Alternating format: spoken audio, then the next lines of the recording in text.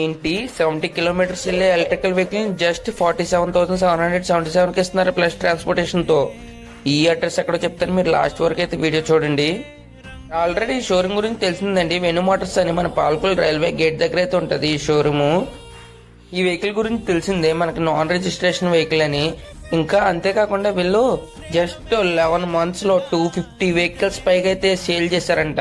వీళ్ళ కంపెనీ నుంచి అప్రిషియేషన్ కూడా వచ్చింది. దీన్ని బట్టి మనం వెహికల్ ఎలా ఉందో మనం క్యాలిక్యులేషన్ అయితే చేసుకోవచ్చు.